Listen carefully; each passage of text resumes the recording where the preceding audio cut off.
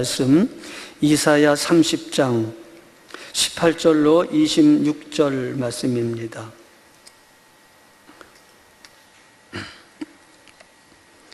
이사야 30장 18절로 26절 말씀입니다. 구약성경 1002페이지 이사야 30장 18절로 26절 말씀을 합독하시겠습니다. 시작. 그러나 여호와께서 기다리시나니 이는 너희에게 은혜를 베풀려 하심이요 일어나시리니 이는 너희를 긍휼히 여기려 하심이라. 대저 여호와는 정의의 하나님이심이라. 그를 기다리는 자마다 복이 있도다. 시온에 거주하며 예루살렘에 거주하는 백성아, 너는 다시 통곡하지 아니할 것이라.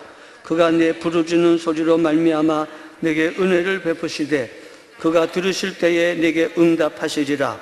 주께서 너희에게 환난의 떡과 고생의 물을 주시나 내 스승은 다시 숨기지 아니하시리니 내 눈이 내 스승을 볼 것이며 너희가 오른쪽으로 치우치든지 왼쪽으로 치우치든지 내 뒤에서 말소리가 내 귀에 들려 이르기를 이것이 바른 길이니 너희는 이리로 가라 할 것이며 또 너희가 너희 조각한 우상에 입힌 은과 부어 만든 우상에 올린 금을 더럽게 하여 불결한 물건을 던짐같이 던지며 이르기를 나가라 하리라. 네가 땅에 뿌린 종자에 주께서 비를 주사 땅이 먹을 것을 내며 곡식에 풍성하고 기름지게 하실 것이며 그날에 내 가축이 광활한 목장에서 먹을 것이요 밭가는 소와 어린 나귀도 키와 쇠소랑으로 까부르고 맛있게 한 먹이를 먹을 것이며 크게 살육하는 날 망대가 무너질 때에 고산마다 줄령마다 그 위에 개울과 시냇물이 흐를 것이며 여호와께서 자기 백성의 상처를 싸매시며 그들의 맞은 자리를 고치시는 날에는 달빛이 햇빛 같겠고 햇빛은 7배가 되어 7날의 빛과 같으리라. 아멘.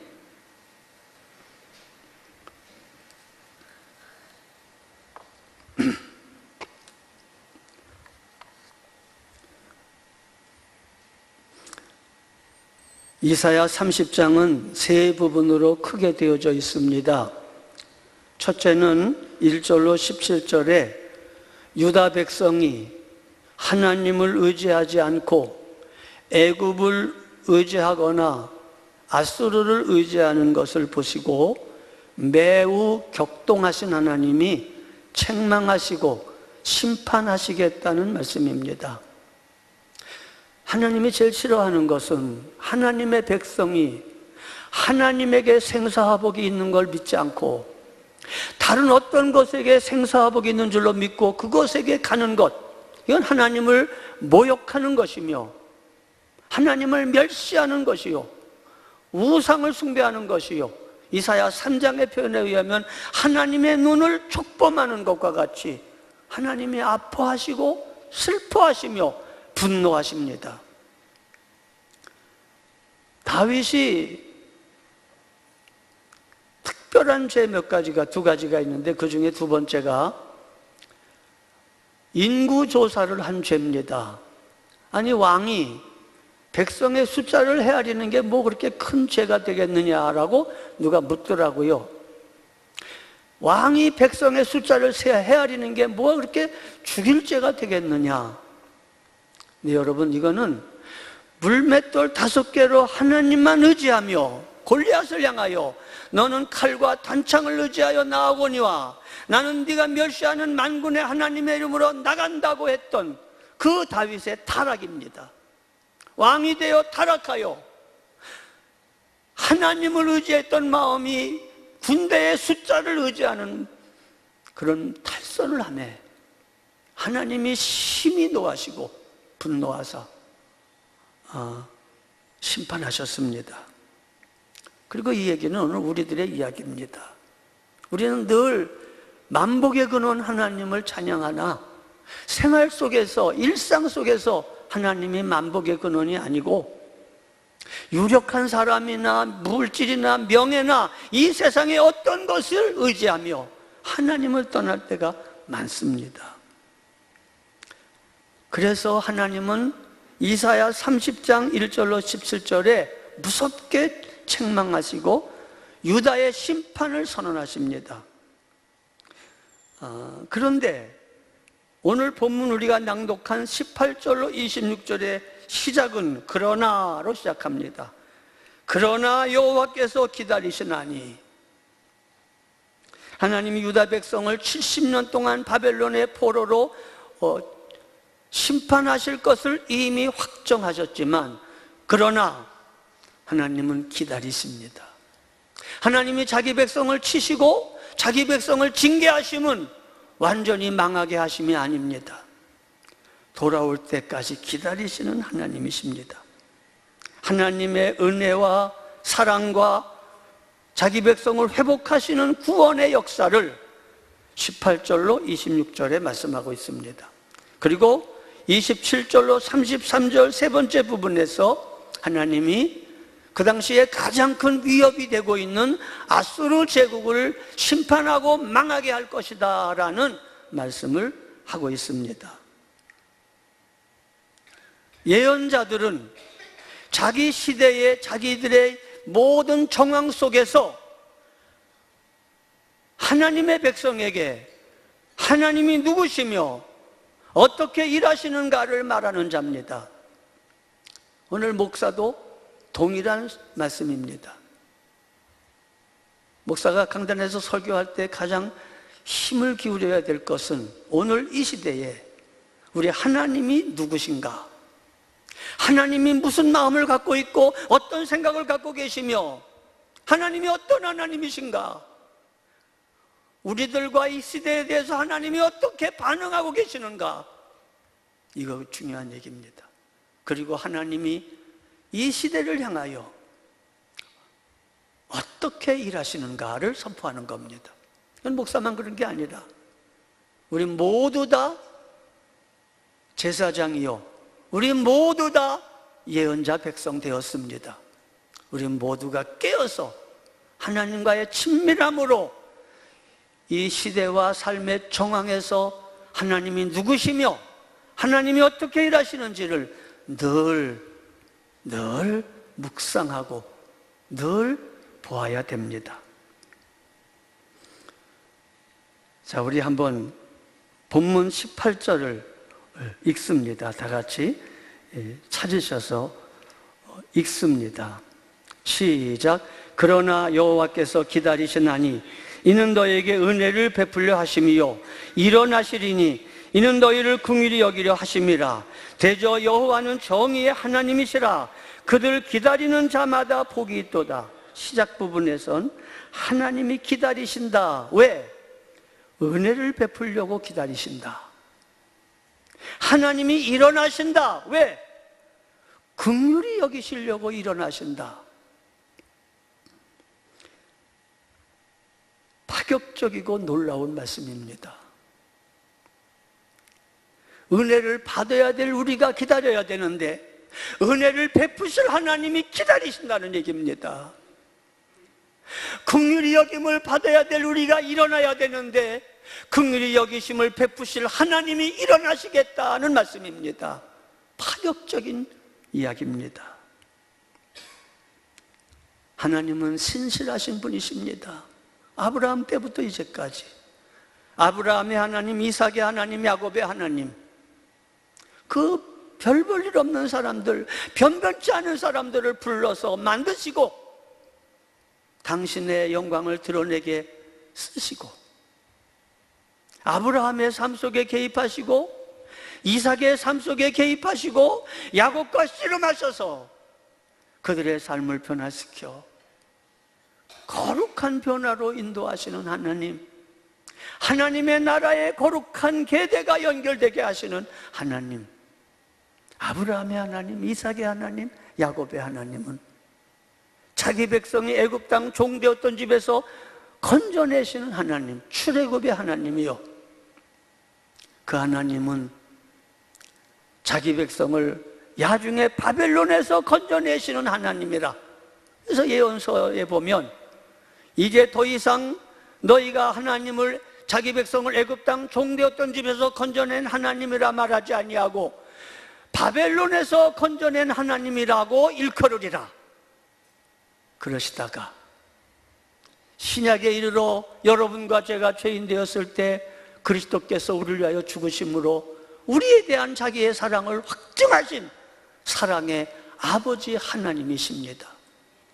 아브라함의 하나님, 출애굽의 하나님, 바벨론에서 건져내신 하나님, 아들을 십자가에 달려 죽게 하심으로 우리에 대한 자기의 사랑을 확증하신 아버지 하나님, 이렇게 긴 세월 동안에 하나님의 신실하심과 은혜와 사랑이 얼마나 발전되고 얼마나 깊어지고 얼마나 뚜렷하게 드러나는지를 보여주는 역사가 성경의 역사입니다. 하나님은 진노 중에도 긍휼을 잊지 아니하셔서 1절로 17절에 노하시며 심판을 말하며 꾸중하시며 징계하시겠다고 말씀하시지만 그걸로 끝나지 아니하시고 오늘 18절에 그러나 여호와께서 기다리신다. 유진 피터슨의 메시지 성경에는 그러나 하나님이 결코 포기하지 아니하신다. 그렇습니다. 하나님이 기다리신대요. 우리의 못나고 약하고 하루에도 수십 번씩 생각과 말과 행동으로 하나님을 떠나는 우리들을 그 큰 사랑으로 기다리신답니다. 제가 묵상 중에 이 말씀을 처음 깨달았던 오래전에 얼마나 기이하고 얼마나 놀라웠는지요. 이럴 수 있나? 그러나 여호와께서 기다리시나니 이는 너에게 은혜를 베풀려 하심이요 일어나시리니 이는 너희를 긍휼히 여기려 하심이라. 대저 여호와는 정의의 하나님이시라. 문맥으로 보면 여기서 정의의 하나님이라는 단어보다 사랑의 하나님이시라고 말해야 맞지 않겠습니까? 그 앞의 내용을 보면 은혜를 베풀려고 기다리신다, 긍휼을 베풀려고 일어나신다, 그러고 나서 하나님은 사랑의 하나님이라고 해야 맞지 않겠습니까? 그런데 여러분, 요한일서 1장 9절에 보면 우리가 우리 죄를 자백하면, 우리가 만일 우리 죄를 자백하면 저는 은혜롭고 사랑이 많으사 우리의 죄를 사하시며 이렇게 되지 않았습니다. 거기에도 우리가 만일 우리 죄를 자백하면 저는 미쁘시고 의로우사 우리 죄를 사하신다고 했습니다. 똑같이 질문해야 됩니다. 주님, 왜 여기에 의로우심을 나타내셨습니까? 긍휼과 사랑으로 표현해야 되지 않겠습니까? 묵상하다 보면 그런 질문이 나오게 됩니다. 그때 하나님이 제게 말씀하신 게 이겁니다. 맞다. 내가 너희를 용서하신다고 하는 것을 나의 사랑과 긍휼에다 걸지 않고 나의 의로움에다 걸었다. 넌 지금까지 나의 의는 정죄하고 심판하고 옳고 그름을 구별하는 것으로 생각했느냐? 아니다. 나의 모든 의는 내가 용서하겠다고 하는 사랑에다 건 거다. 내 약속을 변하지 않겠다고 하는 거기다가 나의 신실하심과 주는 미쁘시고 의로우사 그렇게 걸었다. 얼마나 안심이 되는 말씀인지 모릅니다. 그렇습니다. 하나님은 은혜를 베푸시려고 지금 여러분과 저를 기다리고 계십니다. 하나님은 긍휼히 여기시려고 일어나십니다. 하나님이 먼저 우리를 기다리시기에 우리가 하나님을 기다릴 수 있게 된 겁니다.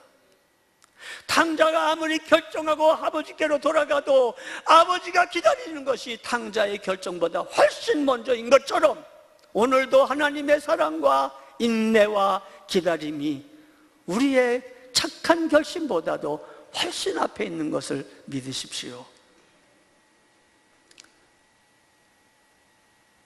하나님은 사랑의 아버지십니다. 이게 여러분과 제가 믿어야 되고 이게 여러분과 제가 이 시대에 전파해야 될 하나님이 누구신가? 사랑의 아버지시다.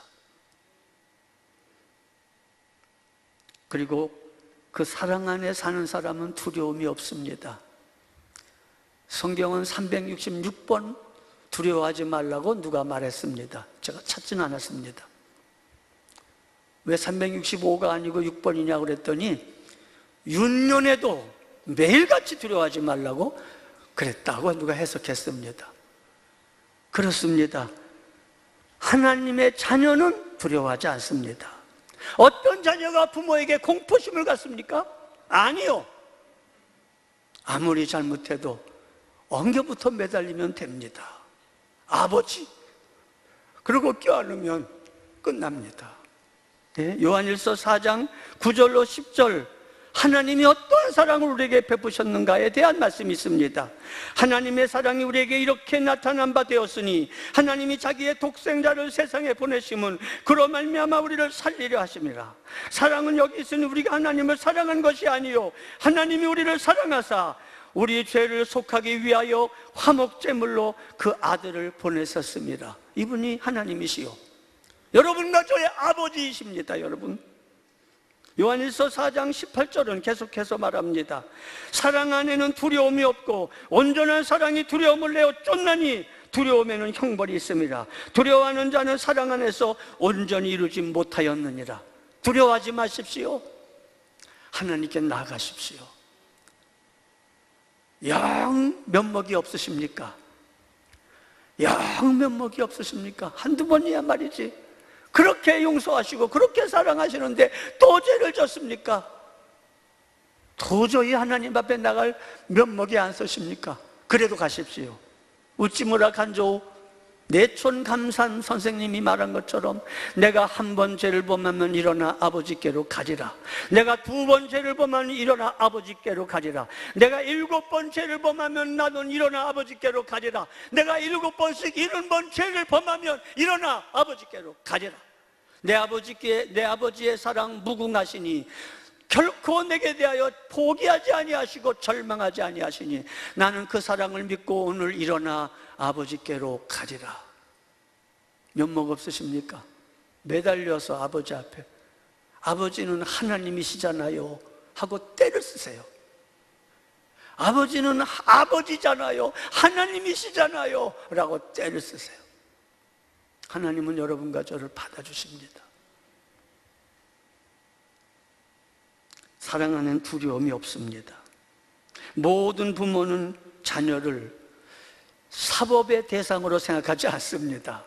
꼼꼼히 기억했다가 법에 걸리면 고소할 부모는 가끔 있을 수는 있지만 거의 없습니다. 사형에 합당하다고 그렇게 정죄하지 않습니다. 어떤 어머니도 세상 사람이 다 손가락질하는 중죄인, 사형받아야 될 죄인이라고 해도 그게 아들이라면 이렇게 말합니다. 아니에요. 내 아들은 그런 아들 아니에요. 내 아들은 병들어서 그런 거예요. 친구 잘못 만나서 그런 거예요. 원래 그렇지 않아요. 이렇게 변호하는 게 어머니입니다. 여러분, 하나님은 우리의 아버지요 어머니 되십니다. 여러분과 저를 사랑의 대상으로 삼지 사법 대상으로, 규칙으로, 엄격한 범조문으로 대우하지 않습니다. 19절 같이 읽습니다. 19절입니다. 시작. 시온에 거주하며 예루살렘에 거주하는 백성아, 너는 다시 통곡하지 아니할 것이라. 그가 내 부르짖은 소리로 말미암아 내게 은혜를 베푸시되 그가 들으실 때에 내게 응답하시리라. 시온에 거주하며 예루살렘에 거주하는 백성, 스알 야숲입니다. 남은 백성입니다. 남은 자입니다. 너는 다시 통곡하지 아니할 것이다. 내 부르짖는 소리로 말미암아 내가 은혜를 베풀 것이다. 네가 기도할 때에 내가 듣고 응답하겠다 라고 말씀하십니다. 이게 하나님이 선지자 이사야를 통하여 말씀하고 싶은 결론입니다. 다시는 통곡하지 않게 될 것이다. 온갖 은혜를 베풀어 너를 품고 너를 용서할 거다. 내 기도를 응답할 거다. 먼 후의 이야기가 아니라 예수 그리스도 안에서 오늘 우리에게 주어진 은혜요, 우리가 이 은혜 시대의 한가운데 있습니다. 우리는 다시 통곡할 필요가 없습니다. 처절하게 가슴을 치지 않아도 됩니다. 하나님은 내 편이시고 독생자는 벌써 죽으셨고 하나님이 나를 사랑하시는 사랑은 십자가로 확증하셨고 우리에겐 소망이 있고 하나님은 우리를 붙잡으시고 마침내 그 나라까지 인도하실 것이니 두려워하지 마십시오. 낙심하지 마십시오. 통곡하지 마십시오. 예수 안에 있는 우리 한량없이 즐겁고 주 성령의 위로하심 마음속에 차도다. 그렇습니다. 로마서 8장 1절로 2절에 이렇게 말하고 있습니다. 그러므로 이제 그리스도 예수 안에 있는 자에게는 결코 정죄함이 없나니 이는 그리스도 예수 안에 있는 생명의 성령의 법이 죄와 사망의 법에서 너를 해방하였습니다. 여기 시온에 거주하며 예루살렘에 거주하는 백성 남은 자들, 곧 오늘날로 말하면 그리스도 예수 안에 있는 자들입니다. 결코 정죄함이 없습니다.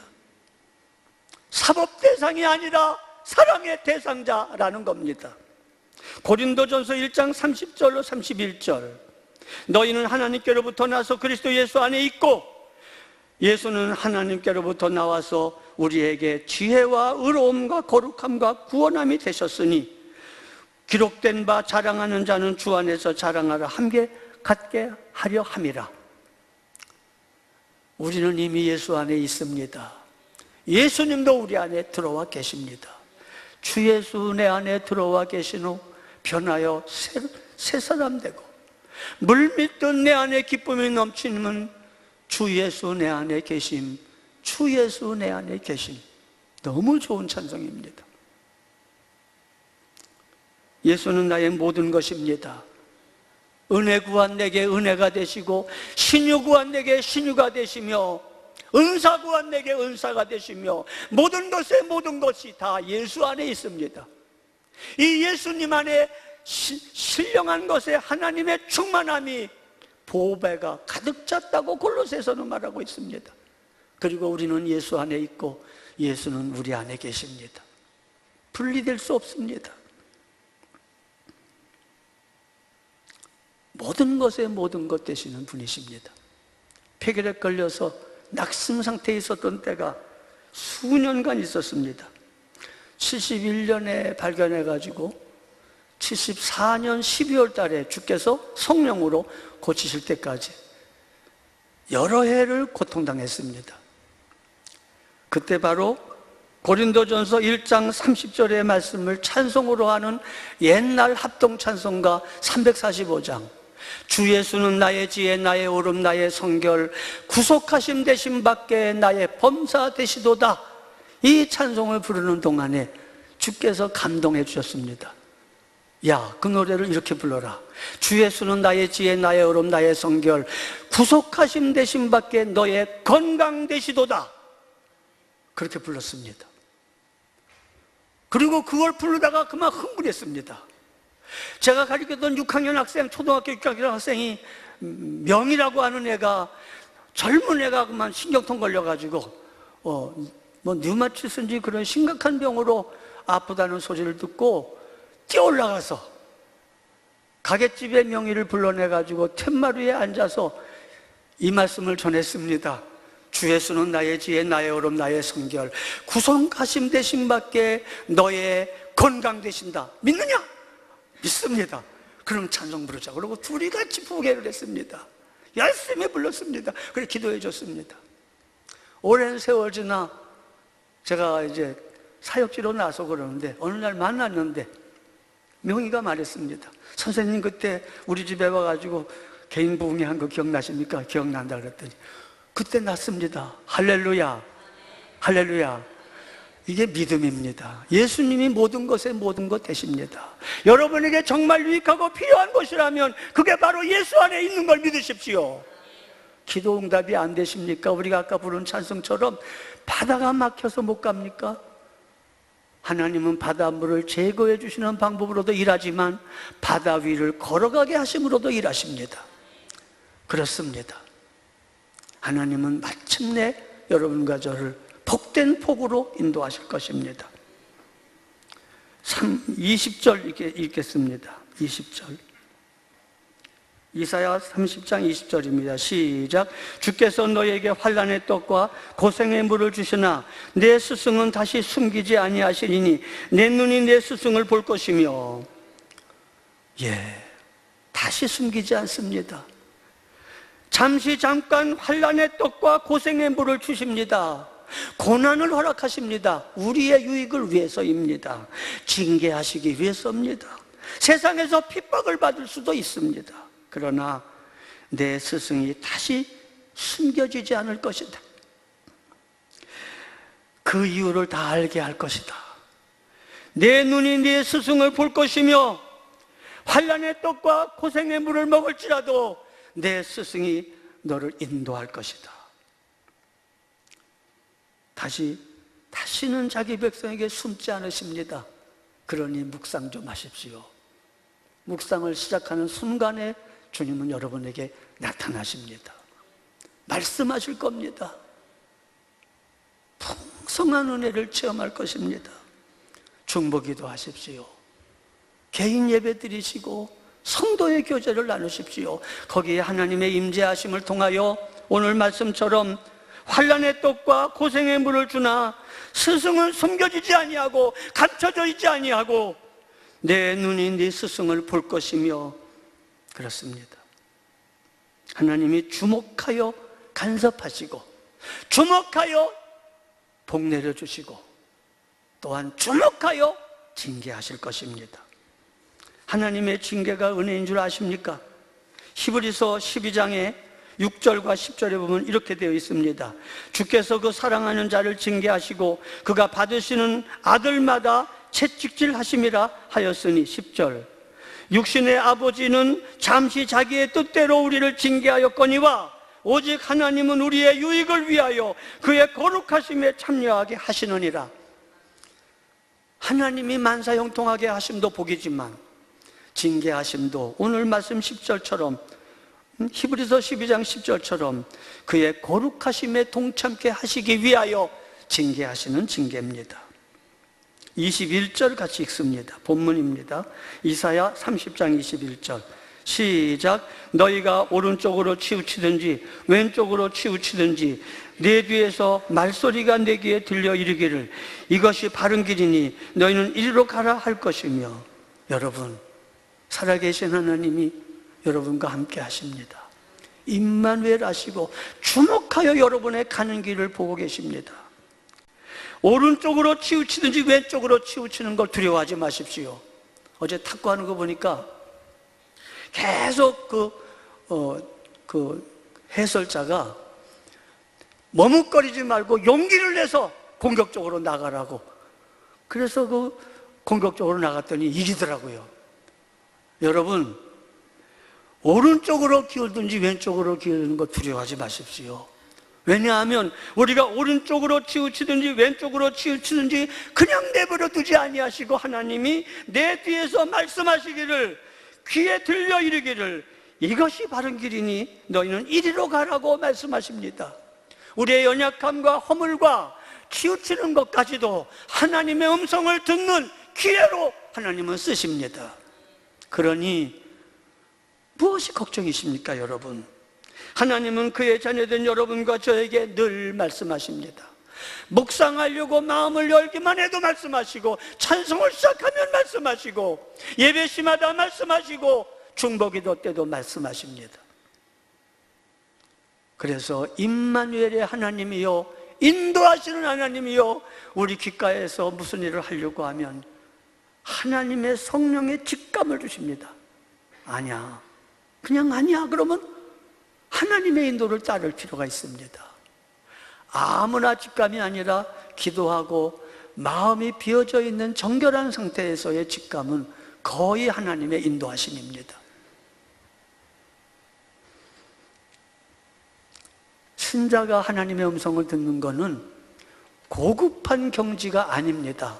여러분, 이렇게 말하면 그야 목사님이나 그렇겠죠. 아니요, 아담도 가인도 주의 음성을 들었습니다. 아담이 선악 갖다 먹고 무화과로 이 하체를 가리고 숨어 있을 때 하나님이 찾아오셔서 아담아 내가 어디 있느냐고 말을 걸어오십니다. 선악과 따먹은 아담에게 나 너 더러워, 나 안 볼래, 그러지 아니하시고 말을 거시는 하나님입니다. 창세기 4장에는 동생 아벨을 쳐 죽인 가인의 이야기가 나오죠. 그 살인자 가인에게도 하나님이 말을 하십니다. 네 아우 아벨이 어디 있느냐? 근데 이 가인이 대답하는 게, 내가 내 아우를 지키는 자입니까? 우리 같으면 그거 가만 놔둬버려 두겠습니까? 자기가 죽여놓고 딴소리하고 있지 않습니까 지금? 근데 하나님은 은혜롭게 얘기하시고 표를 주셔서 사람이 가인에게 복수하지 못하도록 표를 주셨습니다. 이게 죄인을 향한 하나님의 은혜입니다. 여러분 죄가 많으십니까? 저도 많습니다. 사람은 산 날이 많은 것만큼 죄가 많아요. 우리의 일생이 죄가 가득합니다. 그래서 우리는 이렇게 생각하기 쉽습니다. 나 같은 사람에게 하나님이 말씀하실 리가 있어? 나 같은 사람의 귀에 하나님의 음성이 들릴 리가 없지. 그렇게 믿으면 믿음대로 됩니다. 그러지 마세요. 가인에게 말씀하셨던 하나님, 아담에게 말씀하셨던 하나님, 최초의 가장 죄의 원흉이 되는 아담에게 말씀하셨던 하나님, 오늘 말씀할 수 있습니다. 물론 하나님의 마음과 그 말씀의 내용이 평강과 기쁨일 수도 있고 분노와 슬픔일 수도 있습니다. 그러나 우리의 연약함과 죄가 하나님과의 교통을 막지 못한다는 사실을 믿으십시오. 눈물을 머금고 아버지께 가십시오. 성경을 펴십시오. 기도를 시작하십시오. 어떻게 하면 좋습니까? 아버지, 해보십시오. 아버지께서 여러분에게 말씀하시고 오늘 21절처럼 오른쪽으로 치우치든지 왼쪽으로 치우치든지 내 뒤에서 말소리가 내 귀에 들려 이르기를 사는 길을 말씀해 주실 것입니다. 이게 임마누엘의 복입니다. 그의 독생자의 보배로운 피로 값주고 사신 자녀된 여러분에게 말씀하지 않으시겠습니까? 하물며 그의 자녀에게 말씀하시는 건 너무나도 지극히 당연하고 정상적인 것입니다. 어떤 부모가 자식이 속썩인다고 말 안 합니까? 늘 말하죠. 오히려 속썩이는 자녀에게 더 많이 말하죠. 더 많이 말하죠. 22절 같이 읽습니다. 시작. 또 너희가 너희 조각한 우상에 입힌 은과 부어 만든 우상에 올린 금을 더럽게 하여 불결한 물건을 던짐같이 던지며 이르기를 나가라 하리라. 옛날에는 우상이 좋아서 그거에 은을 입히고 금을 입히고 번쩍거리며 그걸 안고 뒹굴었었습니다. 근데 하나님을 깨닫고 하나님의 사랑을 알고 하나님의 은혜를 깨달은 다음에는 이상하게 그게 싫어집니다. 너희가 조각한 우상에 입힌 은과 부어 만든 우상에 올린 금을 더럽게 여겨 그 죄악이 더럽게 여겨집니다. 불결한 물건을 던짐같이 나가라 하리라. 이런 마음을 주십니다. 하나님의 사랑에 감동을 되면 주님의 사랑이 우상을 미워하게 만들고 더럽게 여기게 만듭니다. 담배 핀다고 못 나오는 사람은 어리석은 사람입니다. 평생 펴도 그냥 예수 믿는 것과 별 관계 없으니까 걱정하지 마세요. 끊는 게 몸에는 좋습니다. 그것 때문에 좌절감을 가지고 주눅이 들려가지고 그냥 은단을 먹고 그냥 양치질을 하고 그냥 목사 앞에 서지도 못하고 괜찮아요. 물론 제가 귀신같이 알아내죠. 10m 떨어져도 냄새는 맡죠. 그렇지만 아무 관계 없어요. 하나님은 야 너 담배 냄새 난다 멀리 서서 얘기하라. 절대 그러지 않습니다. 절대 그러지 않습니다. 우리 딸이 예수님을 향한 특심이 있었어요. 첫째 딸이. 그래서 예수천당 불신지옥을 제일 먼저 외쳤던 애고 학교에 선생님이 전지은하고 부르면 아멘 그랬었어요. 그럼 얼마나 웃깁니까 학교에서. 선생님도 황당하고 애들도 깔깔거리고 그 좀 나사 풀린 것처럼 여겨졌습니다. 그리고 옛날 한양주택을 걸어다니면서 혼자 그 가냘픈 목소리로 예수 천당 불신지옥 외치면서 했던 애입니다. 그런데 그 녀석에게 악한 영이 역사했었습니다. 우상이 생겼습니다. H.O.T. 문희준이가 생겼습니다. 완전히 빠졌습니다. 섰다 한즉 넘어질까 조심하십시오. 암만 잘 믿어도요, 유혹은 잠깐입니다. 얼마나 빠졌는지. 그의 음악과 포스터와 공연하는 것과 그에 관한 기사들을 다 막아주고 모으기 시작했고, 그의 방에 들어가면 아주 문희준의 일색이었습니다. 얼마나 하나님이 참으셨습니까? 얼마나 기다리셨습니까? 저도요, 제가 거의 다 이깁니다. 제가 목회하면서도 제 마음대로 목회하지, 제가 옳다고 소신하는 거 굽힌 적 거의 없습니다. 물론 이상적인 건 아닙니다. 아무튼 제 집안에서도 다 이겼습니다. 요새는 좀 지지만요. 근데 그때 우리 맏딸한테 두 손 두 발 다 들었습니다. 완전 행복했습니다. 하나님이 기다리셨습니다. 그가 하나님의 은혜로 DT에서 출발하는 날, 서울 DT에서 역곡으로 가는 날 박스 3개 내놓고 갖다 버리라고 했습니다. 그 얘기입니다. 이게 하나님의 은혜와 사랑이 여러분과 저의 마음을 채울 때, 이전에 그렇게 좋았던 우상과 육신의 정욕과 안목의 정욕과 이생의 자랑과 죄악이 싫어지는 겁니다. 하나님의 사랑이 여러분의 마음을 격동하면 어느 날 그 좋은 담배가 웍하고 역겨워질 수도 있습니다. 그렇습니다. 오늘 그 얘기입니다. 불결한 물건을 던짐같이 던지며 이르기를 나가라 하리라. 얼마나 하나님의 마음이 통쾌하겠습니까? 하나님 떠나 우상을 껴안고 돌며 그거 춤추며 그거 기뻐했던 자기 백성이 어느 날 하나님의 은혜 안에 감동을 받아가지고 나가라 하고 우상을 집어 던지니 얼마나 멋있겠습니까? 그날에 이스라엘은 하나님을 사랑하고 하나님의 사랑에 감격하고 항복하게 될 것이며, 내가 왜 옛날에 우상을 섬겼던가 하고 통회하며 우상을 집어 던질 것이고 미워할 것이라는 겁니다. 여러분, 그날 하나님의 측량할 수 없는 풍성한 사랑은 우리 마음에 깊이 들어와서 에베소 3장 18절 19절 말씀처럼 능히 모든 성도와 함께 지식에 넘치는 그리스도의 사랑을 알게 될 것이며, 그 길이와 넓이와 높이와 깊이가 어떠함을 깨달아 하나님의 모든 충만하신 것으로 충만하게 될 때, 하나님 외에는 우리의 흥미를 끌만한 것도 없고 하나님 외에는 우리를 자극할 것도 없는 모든 우상을 집어 던질 날이 오게 된다고 약속하고 있습니다. 그렇습니다. 신자의 삶은 하나님의 사랑에 항복한 충성과 사랑과 용서의 삶입니다. 23절로 25절을 읽습니다. 23절로 25절 시작. 내가 땅에 뿌린 종자에 주께서 비를 주사 땅에 먹을 것을 내며 곡식이 풍성하고 기름지게 하실 것이며, 그날에 내 가축이 광활한 목장에서 먹을 것이요 밭 가는 소와 어린 나귀도 키와 새소랑으로 까부르고 맛있게 한 먹이를 먹을 것이요. 여러분 읽습니다. 시작.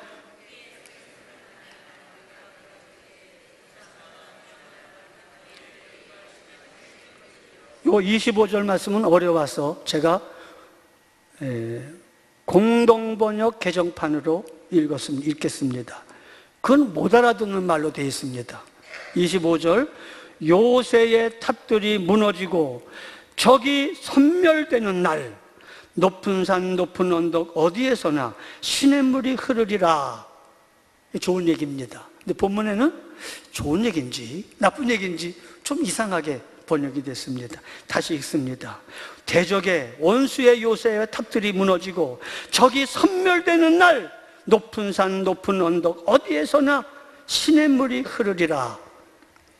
주께서 회복하시는 날에 신령한 만나로 만족함 주시며 그 찬송이 이루어질 것입니다. 신령한 만나를 누릴 뿐만 아니라 신령한 하나님을 누리게 될 것입니다. 하나님을 누리는 것입니다. 하나님이 주신 것도 굉장하지만 하나님만 하시겠습니까? 여러분이 사랑하는 사람이 주신 것도 귀하지만 설마 사랑하는 사람을 누리는 것만 하겠습니까? 그렇습니다. 하나님을 누리는 겁니다. 이게 베드로후서 1장 3절 4절 그의 신기한 능력으로 생명과 경건에 속한 모든 것을 우리에게 주셨으니 바로 이 생명과 경건에 속한 복이요 자기 영광과 덕으로 우리를 부르신 이를 알므로 말미암음이라. 하나님을 알므로 하나님을 만족하는 거고 누리는 겁니다. 그 보배롭고 지극히 큰 약속을 우리에게 주사 우리로 세상에 썩어질 것을 피하여 신성한 성품에 참여하는 자가 되게 하려 함이라. 이게 신령한 만나요 신령한 복이요 하나님을 누리는 생명과 경건에 속한 복입니다. 마지막 26절 읽습니다. 시작.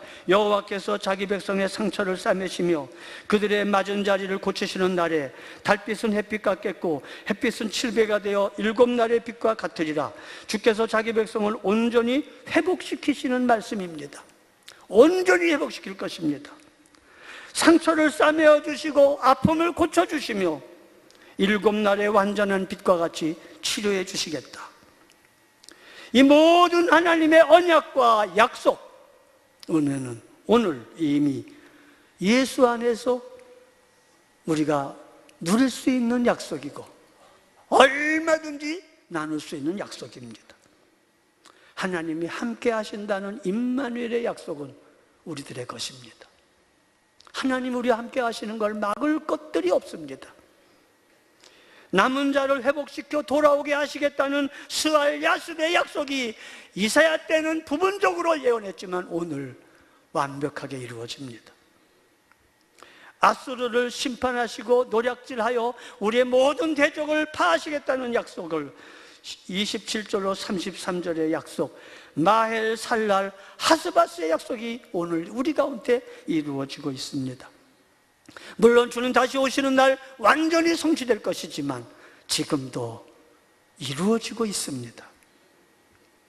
이스라엘을 징계하려고 몽둥이로 쓰셨던 아수르를 다시는 징계할 필요가 없게 될 때 몽둥이를 비로소 버리실 겁니다. 로마서 8장 31절로 32절에 만일 하나님이 우리를 위하시면 누가 우리를 대적하리요? 자기 아들을 아끼지 아니하시고 우리 모든 사람을 위하여 내주시니가 어찌 그 아들과 함께 모든 것을 우리에게 주시지 않겠느냐. 하나님의 노여움이 끝나고 무궁한 사랑의 때가 온다는 얘기입니다. 보라 지금은 은혜 받을 만한 때요 보라 지금은 구원의 날이라는 얘기입니다. 그러므로 우리는 믿음으로 의롭다함을 주심을 받았으니 우리 주 예수 그리스도로 말미암아 하나님과 더불어 평화를 누리자. 우리는 또한 그리스도로 말미암아 지금 서 있는 은혜의 자리에 믿음으로 나아왔고 또 하나님의 영광의 자리에 참여할 소망을 품고 자랑합니다. 그뿐만 아니라 우리가 환난 가운데도 자랑을 합니다. 우리가 환난을 인내를 낳고 인내는 품격을 낳고 품격은 희망을 낳는 줄 알기 때문입니다. 이 희망은 우리를 실망시키지 않습니다. 그것은 하나님께서 우리에게 주신 성령으로 하나님의 사랑이 우리 마음에 부어졌기 때문입니다. 표준 세번역은 로마서 5장 1절로 5절을 이렇게 설명합니다. 하나님의 성령이 우리 속에 하나님의 사랑을 부어주십니다. 하나님이 어떤 분이시고 어떻게 우리를 위하시는지 끊임없이 말씀하시고 계십니다. 하나님의 이 놀라운 은혜 잊지 마시고 감사하십시오. 하나님과 평화를 누리십시오. 하나님의 은혜에 들어감을 믿음으로 얻었으니 하나님의 영광을 바라보며 소망 중에 즐거워하십시오. 하나님이 기다리시니 여러분도 기다리십시오. 하나님은 지금도 우리를 기다리고 계십니다. 일어나시겠습니다. 고마우신 아버지, 하나님의 기다리심에 감사드립니다. 오래 기다리시는 하나님, 하나님의 기다리심 앞에 우리도 하나님을 기다리게 하옵소서. 낙심하지 말게 하시고 절망하지 말게 하시고 반대로 교만하여 자랑도 하지 말게 하옵소서. 우리 구주 예수 그리스도의 대속하신 은혜와 하나님 아버지의 사랑하심과 주 성령님의 교통하심이 우리 모두에게 함께 하시기를 축원하옵나이다. 아멘.